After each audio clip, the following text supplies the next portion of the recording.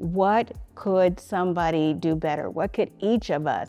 And I like you all, so sometimes it can be challenging for me to not just come up with something for the sake of coming up with something, but going, let me really be mindful of how I can support each one of these people in being better, because I want the same. I'm sure a doer makes mistakes. Tony will say that sometimes, if you're worried about making a mistake or you do make a mistake. And I think it's really powerful because you could easily sit back and not do anything. But if you're challenging yourself, you're trying to innovate and making those mistakes, I guess you get to the goal.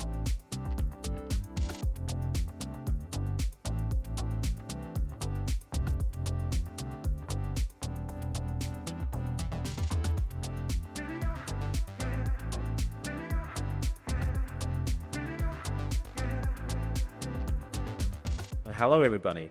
My name's Jared Christmas. I'm a stand-up comedian, and I have been doing stand-up comedy for around about 26 years now. Hi, everybody. My name is Stacey Robinson. I'm a singer-songwriter and a performing artist. I've been doing that for about 12 years around various corners of the world. And I grew up singing and playing guitar from the age of about 15 in Northern Ireland. My name is Tracy Madigan, and I am a communications specialist. I train people to be better communicators. I used to be an on-air journalist, and so that's what brought me to People Playbook. I'm Kim Howell, and I am a psychologist and leadership development expert. I have been working in learning and development for over 30 years, and am based out of Las Vegas, Nevada. I am David Stalker. I don't know if I have but my job title at People Playbook is Operations Manager. Been with People Playbook for, I guess, 4 years. And I'm based here in Belfast. Kim, how did you start with People Playbook? I started with People Playbook around January of 2021 when I was coming off of a project with Squarespace and had handed it over to this guy named Tony McGarren. And I received an email from him asking, hey, are you the one that created this content? And yeah. He's like, do you want to do some work together? And it hasn't stopped since January of 2021. So that's how it all began here at People Playbook. Jared, how about you? Well, it was during lockdown, actually. I'd met Tony previously. He'd come to one of my shows at the Edinburgh Fringe Festival because a friend of a friend had recommended to come see my show. I don't remember meeting him, but there is photographic evidence. So it happened. And then during lockdown, I did a Facebook Live sort of thing, just chatting to people who are online and doing a bit of stand-up from my living room. And then I get this message from Tony going, I'm running a quiz each week. Do you want to jump on at the end and do some stand-up? And so we had a phone call and a chat, and I ended up doing that for how many weeks in a row was it? I don't know. You were doing it. It was over a year, 70. It was way over a year. It was almost 70 weeks in a row. And in all honesty, it's saved me because all my work disappeared. And by doing that every Friday night, it meant I had an outlet, and then from doing the stand-up at the end, it turned into a joke competition, didn't it? Yeah.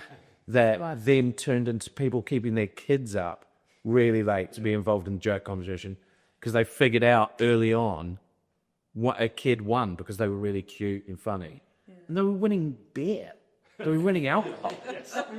But the parents were basically like, yeah, we'll swap it for Chopper. But then all the other parents were going, I'm going to keep my kid up late. And so suddenly it became this big family sort of event. And it was great. And it was all orchestrated by Tony. Wow, that's crazy. What about you? You were part of all this.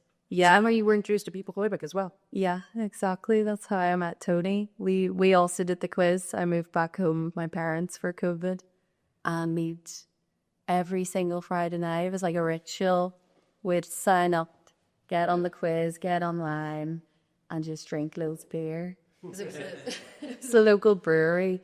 It was sponsored by, and they would have like musicians in between the breaks of the quiz. So you do a bit of quizzing, you hear some music from a live singer and player. And one day Tony was like, "Oh, is there any other musicians out there who want to play a song?" And because it was COVID, I had like a little online setup in my bedroom, like ready to go. I'd done a few online gigs already. So I like ran up to my room, plugged in my guitar. I think I remember this episode. Yeah, episode. Season 1.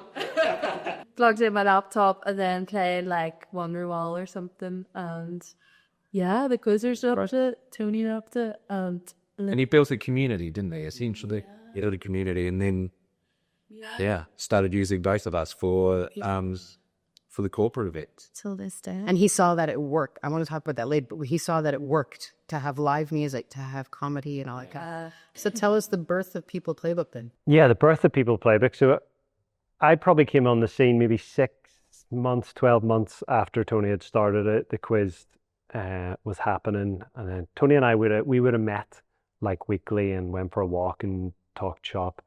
Tony's like, "Dave, I'd love you to do a couple of hours admin, just financial stuff for me." And actually, I'm glad we're talking about this, because I said no. I was like, Tony, Willow was just born, my daughter, so she was like, I had a newborn, a fairly new job. I was working on another side project. In fact, Tony and Adam, our designer, we were working on men's mental health. I was like, I've got loads on. Thanks for the offer. It sounds like a good fit. It sounds like it could be helpful, but no. And then somehow he talked me into it, and you know, classic Tony. And it's like, I'll be quick, it'll be easy, it'll be grand. So he worked his magic, and I started doing like a few hours a week, just like reconciling receipts, admin bits and pieces. And then we would talk a bit more. I got a bit more into like strategy, a bit deeper into finance, and I guess fast forward probably like 6 months, and he's like, "Do you want to come on board full time?" So this was probably about four years ago, and yeah, again I was gonna say no. Like that's my default. Is no. Tony will say he's the yes guy, I'm the no guy, which is quite often correct. Again, I was gonna say no, and I distinctly remember I was reflecting on this earlier, like speaking to Jordan, like, should I do this? It's a great opportunity, but we've got Willow, we've got bills to pay. Jordan was still on maternity leave actually, so it was a risk. And I think Jordan was like, well, what's the worst that can happen? Worst comes to worst, it doesn't work out, you can get another job, right? So I went for it, and yeah, that was 4 years ago, and here we are now. So how did you know when Tony asked you to come on? What did you know about how he thinks? What his plans were for People Playbook? Why was it different? Why was People Playbook going to be different? Well, 2 things. I'll give you my kind of stereotypical answer. First of all, is I was looking at the finances, so I knew it probably would be okay. So that helped. I'm a numbers guy. I need the data. But secondly, I think, like, I was in a new job, and actually I really enjoyed it. It was with a great team, but I found myself like really looking forward to, you've got like a 9 to 5, but you got something on the side going on, and you're like, actually, I can't wait to look at this, to do this, and it doesn't feel like work. So I think that for me was the big thing that made me want to kind of take the leap. And of course Tony had big plans, big ideas, like the innovative stuff with the music, the comedy, was really appealing as well. I met Tony when I was training someone who was doing media interviews. And one of the media interviews that she did was the 3 Points podcast. She's an ex-Googler, and so she was a known entity. And it's my job to listen to them as they perform and then give them specific feedback on how they did in their media interviews. And so in that interview, I came out with a stronger impression of the interviewer than the interviewee. I was like, I knew we were good, but who's this Tony guy? I said, he was so into it and everything you said. He seemed to love the answers, and he's so devoted to this, and he really, really hears the difference in what you were saying and why everything you said mattered. And she said, you know what? You would really like this Tony guy. You should actually meet him. And so I said, yeah, you know what? And imagine if I did that for every podcast that I listened to or every interview that I'd listened to, I wouldn't be able to do it. But for this, I thought, you know what, I actually do want to meet him. And so we had a quick call. Of course, Tony doesn't know who I am, doesn't know why I'm calling. Absolutely, Tuesday at 4. And so we had a chat, and the rest is history. He was like, what do you do? And then he said, I work with a lot of people who need that. Like, that's not one of the things that we offer in our trainings, and the rest is history. So I want to bounce off what we were saying with David before, because there is something different in what's offered. There is something different in the very seeds of what People Playbook does, right? And that's where you guys come in. Yeah. Yeah. Yeah, I guess so. I mean, comedian at a right? Right? Yeah, so in chatting with Tony, he realized, you know what he's like. He just, you think just having a bit of banter, and next thing you're having a really deep and meaningful conversation. And he managed to extract out of me just things, pearls of wisdom that I didn't even know I had. And he was like, there's crossover here with the corporate training world. And I'd never really thought about it. So myself and Tony had a workshop, and we talked about how my experience of performing for 24 years, of creating comedy, performing comedy, there is a lot of crossover into that world. Especially for management people who are up in front of people, pitching ideas, or sort of doing their own training sessions and stuff. So there is a lot of crossover, and he's been able to help me sort of harness that and zone in on what is appropriate. And are people ever surprised when they show up at a learning and development event going, what, there's a stand-up comedian here? Comic? Yeah, and I think people get in the corporate world worry about comedy. Because they, oh my God, is this going to be inappropriate? Is it going to be... But you can tailor it all. And, I as a comedian, my experience is knowing what rooms you can push things and what rooms, you just keep the ball of energy in the air. And, an example was one of the events we did last year. All I did was spoke to someone from the accounts department who aren't known for wanting to chat. And I could feel in the room, everyone's like, oh, Barbara's not going to want to say anything here. And a lot of people feel the pressure. Like if a comedian's chatting to you, there's that pressure of, oh, I have to say something. But it's not. I'm just asking a question, and all you need to do is just answer how you would answer. So I asked her what she did, and she said accounts. And then I just said, I bet you love an Excel spreadsheet. And she really smiled when she went, I really do. And it's things like that of just finding little moments that no one's getting embarrassed. None of that's happening. But there's that shared thing. Everybody else in the room, whether they use Excel or not, know people who love Excel. And, she did. And she said, I really love it. And then it was just a simple case of getting even more specific, of going, what's your favorite, Rose or Collins? And that's just, it's just a ridiculous thing to ask someone. But she had an answer because she was like, actually, I do prefer the Rose. I find them more satisfying. And suddenly any tension in the room's gone. She's feeling comfortable because that the group are laughing with her, because she's laughing about, yeah, I know this is ridiculous, but it's how I feel. And everybody's going, oh my God, I feel the same about something else. She's getting celebrated. So there's no one getting upset. There's no envelope being pushed. There's no, danger. It's just adding a lightheartedness to the room. And same for you, Lucy. When people think of professional development, they don't think of showing up to live music. Yeah, I've seen a few faces just sort of look a bit confused when they walk in and see me standing there singing away, but they instantly sort of look relaxed as well. And I'm sure not everybody is extremely excited about going to a learning and development workshop. But then when you hear the music, it creates this sort of atmosphere of, I don't know, you're going to be entertained for a couple of hours. And it's been really nice for Tony to bring that in and also see the power of that. And then furthermore to see that actually there's things that I do as a musician that I can teach to managers that they can use in their lives. Can you tell us briefly about the songwriting exercise? Yeah. What's the purpose? How does it go down? What's the pushback at first? And then how are people changed? Yeah. So kind of similar to you, Jared, where it's like it breaks down barriers, I suppose.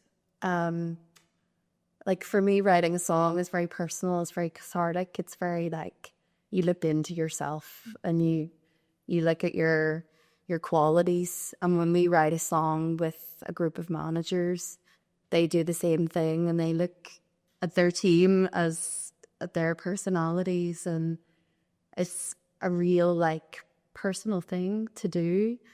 A lot of people don't believe they can do it at first. When you say like, oh, we're going to write a song, they're like, what? But yeah, bit by bit, we explain how we're going to do it. We choose a genre of music. We do like a bit of what we call a lyric splurge, where you just throw a load of words at the wall and see what sticks. And then, yeah, eventually we write a song as like an entire group. We did it with 80 leaders there a couple of months ago. And it like the energy from the beginning of the day to the end of the day when we finally recorded this song is just like out of this world. You've got people like running to the stage to go up to sing it, and yeah, it's an incredible thing that like Tony has had the belief in Rebecca and I to be able to do that as well. What do you see in what you offered for so many years and then what you offered differently based on the way People Playbook likes to set things up? I would say for me personally, I'm a whimsical person. And sometimes in those corporate settings, and I'm sure Jared and Lucy can probably relate to this, that there isn't much room for laughter or play. And I mean, we got play baked in the name. It's People Playbook. So it's great to be able to take all of the leadership development stuff I've done and to now be able to really be playful. I'm also learning areas where I can bring more play, more of myself to the table versus, you know, I'm in my suit and I've got to come in here and click the slides. It's none of that. It's let me get in here and connect with these leaders, connect with these employees and make something happen where they're different because they've worked with me, they've worked with each of you, and they've worked with People Playbook. Yeah, there's a great quote that Tony will mention every now and again. Like one of his favorite leaders, John Wooden, who's MBA coach, like really successful. And the quote is, I'm sure a doer makes mistakes. Tony will say that sometimes, you know, if you're worried about making a mistake or you do make a mistake. And I think it's really powerful because you could easily sit back and not do anything and you wouldn't make any mistakes, right? But if you're challenging yourself, you're trying to innovate, of course you're going to make some mistakes. But it's in making those mistakes, I guess, you get to the goal. That's important. I find it really useful because I would prefer to, or my kind of natural meaning would be to get something to 99% before and say I'm okay with it. But really that's not realistic. So you got to be like 90%, get it out there. Might do a mistake in it, but I'm okay with that because the real goal is getting thing done. Yeah, that's easy for you to say. You were the one who recently made some comment, and I wrote it down as we were on a call, and you said, I'm going to paraphrase, but this was pretty close. Good is okay for others, but what we expect is great. Yeah. And that sticks with me sometimes. I'm like, this works good enough. And I'm like, there's David. Like, this is what other folks do. What we do is great. So Good is the enemy of great. I learned a similar lesson years ago. Back in 2009, I was in a BBC sitcom. And I've never done anything like that before, so it was huge experience. It absolutely tamped, so it's fine. But in the process of it, so on the Friday, we would get the new script and we'd do a table read of it, and then we'd all discuss what needs strengthening, what needs to improve, and we could put a joke there, we could put a joke there, and so the writer would go off to implement those changes, which then never happened. So we would get there on the Monday and nothing would have changed in the script. And a phrase I heard a lot on that show was, "It will do. It will do." And that installed in me this aversion to anybody saying, "It will do." I'm like, it won't do. You have to keep going, keep striving, in my world, can I improve this joke? Can I make this stronger? Is this joke even good enough? Drop it. Come out with something else. It will do. I never want to hear those words ever again in a professional setting. Well, from what you were saying, David, another quote comes to mind, which Tony introduced to me, which was, an okay plan executed is better than a great plan never executed. Yeah. Which I feel like we need to find a happy medium somewhere between like, it'll do and that sort of mentality. Yeah. But that mentality allowed me to do the songwriting workshop, which I'd never done before. And internally, I didn't feel as ready as my David brain would have let me feel. But I did it. And yes, I made a couple of mistakes in the speaking part of it. I forgot to say a couple of things. And I remember at one point Rebecca looking at me, and then I was like, "Oh, and about that," and just kind of tried to fluff over it. And I hope nobody really noticed. But yeah, I spoke to Tony afterwards. He actually asked me about it, and it was such an easy conversation. It was just I noticed you did that, and I acknowledged it. And he was like, and we'll talk about how we'll improve that in the future. So yes, I do feel like I can make mistakes, and I don't feel like I'm going to be scrutinized for it. I'll happily take on criticism from other playmakers as well. I find that to be true within the Playmaker community is the more feedback you want, the more you'll get. Yeah. So if you don't want any, and now is not the moment because you just finished something, then you won't get any. But if you say, tell me about X or Y, something specific, then you'll hear about it. Whatever you're looking for is what you get. And as far as making a mistake, being in a community where we're trying new things and we're telling everybody we're trying new things. We're telling everybody that we're pushing just a little bit past the limit every time. So it's almost expected, right? Yeah. It's kind of when you're watching someone on a tightrope, you want to, whoa, you want to see them do that. You don't want just perfection. That's not why people go to see tightrope walkers, right? You know that they're doing something daring and different, so that when they kind of lose their balance for a second, that's what makes it exciting. And knowing that you have everybody's back is what makes you do it in the first place. It's authentic, isn't it? You're authentic. I think that comes across. And I recently said to someone about being here is that even Steph Curry gives feedback. It's not like, hey, great game. Even if they win the game, I'm sure that they review the tape and go, this quarter, you needed to do this, you needed to make this pivot, just so that he can continue to perform at that level. It's what I love about the debriefs that we do, where Tony forces us to say, what could somebody do better? What could each of us? And I like you all. So sometimes it can be challenging for me to not just come up with something for, the sake of coming up with something, but going, you know what, let me think about this. How can I make Boosie better at this?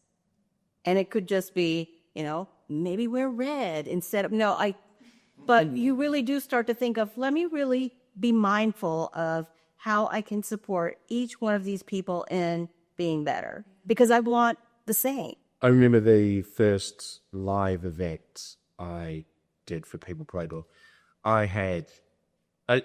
First of all, the fact that you were there relaxed me. because we'd worked together online, and it was the first event we'd met each other in person.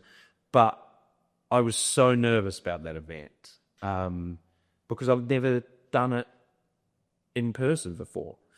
And I had a huge, sort of imposter syndrome feeling going on. And obviously you hide all of that.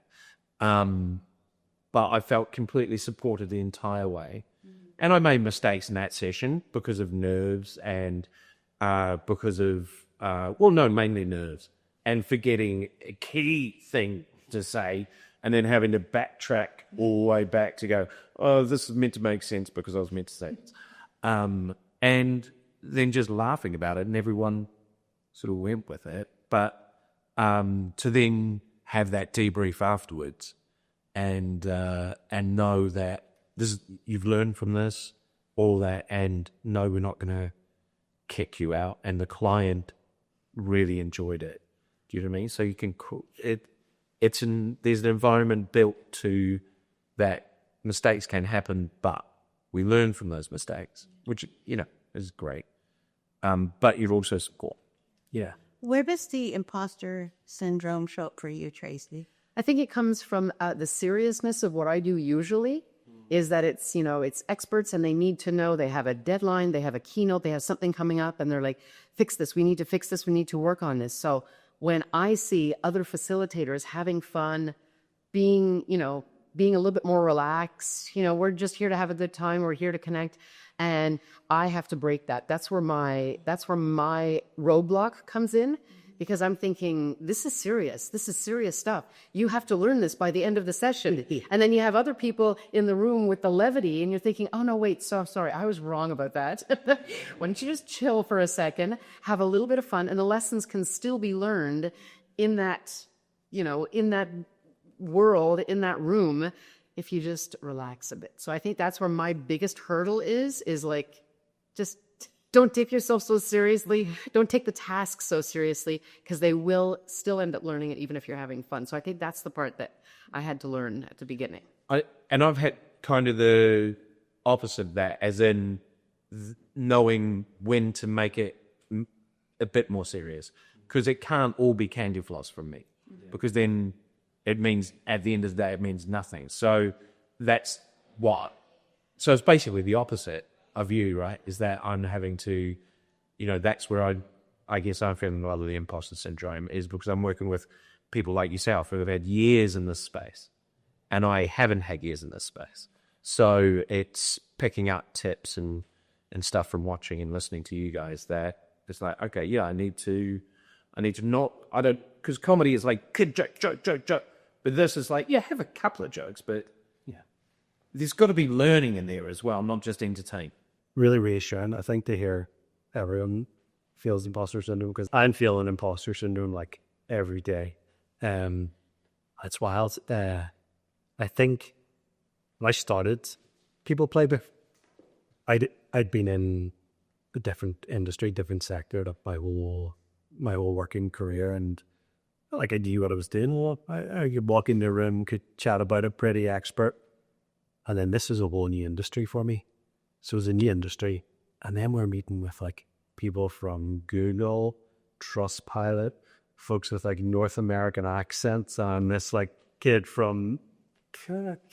adult from Belfast. And that was a lot. There's a lot of imposter syndrome. Had on that being next to Tony, who's seems like just a natural at all this stuff and really excellent at it. So I think, Tracy, what you said there was really powerful about not taking it as seriously. I think that's I find useful. And also what's helped me now, 4 years later, is that, we're all, when I'm meeting a client, well, of course now I'm a lot more confident in what I'm talking about and what People Playbook do and what value I but also that, okay, I'm just chatting to these people. We all want the same thing. That's what I focus on. We all just want to make a really great learning and experience or development experience. I still feel it, especially when I meet a new client for the first time or new Playmakers, and you guys are all intimidated in your own way till I get to know you. But But yeah, right, we're all here to do the same thing. We all want the same thing. It's kind of what I try and center on. Of course, you forget to remind yourself that sometimes, but that's what's helpful for me.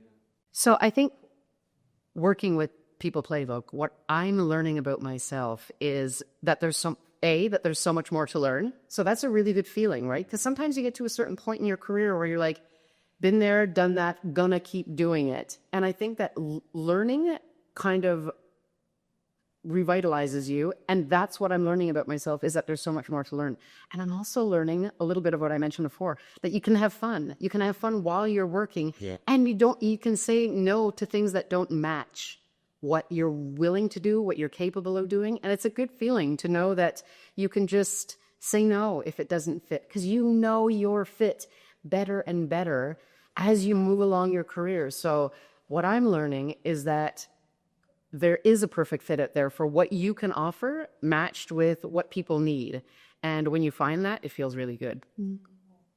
Wow. And what do you bring? What do I bring? I think I bring something, maybe something that's frank and straightforward, but hopefully not rude.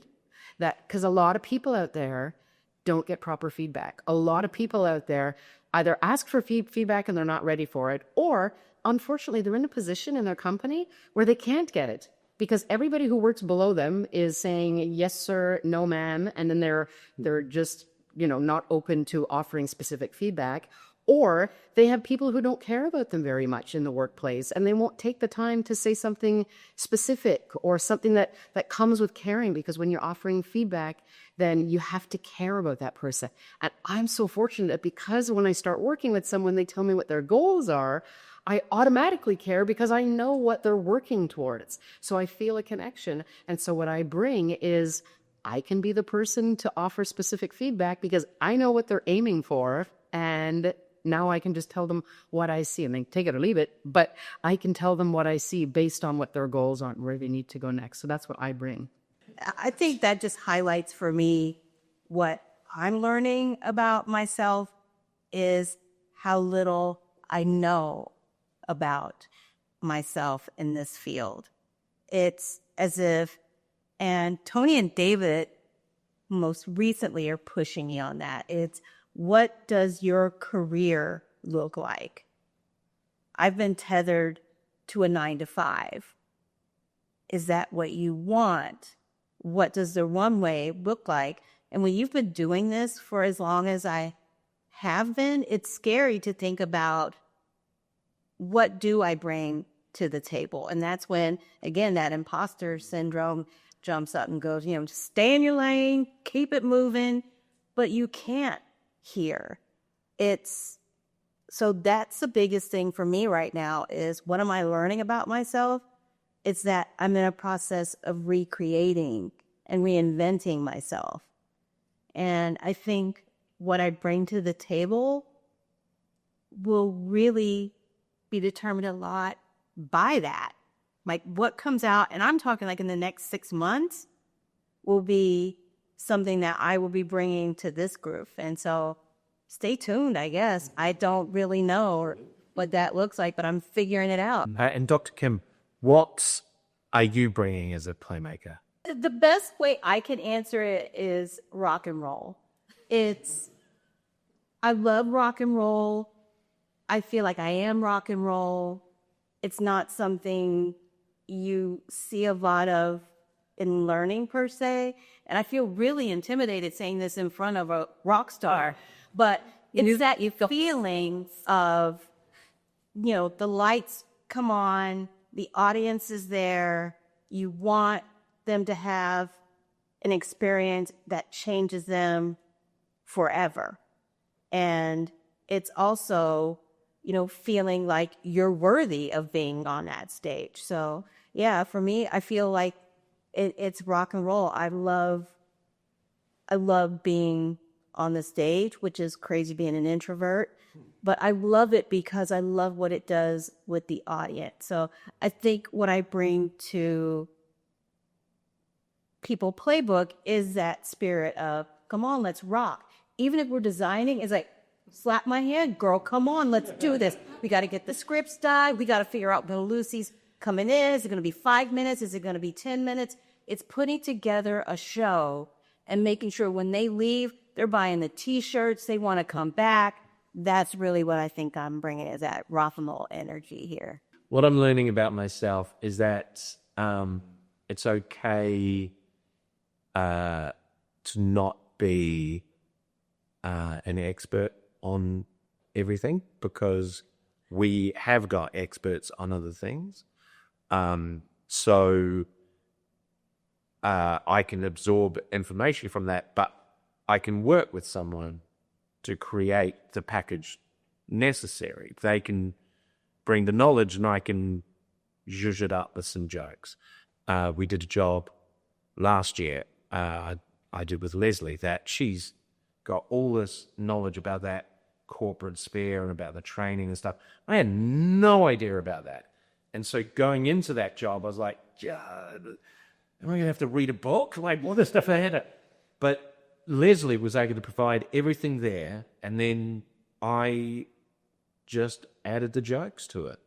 And it really worked. And for me, it made me realize, okay, I can work with my strength, and I work with someone else with their strength, and then together our powers combined, Captain Planet, etc. And so what I'm learning about myself is I don't have to know everything, because it's collaboration, and that collaboration is pretty powerful. And what I think I can bring is not rock and roll, but maybe a little bit of pop.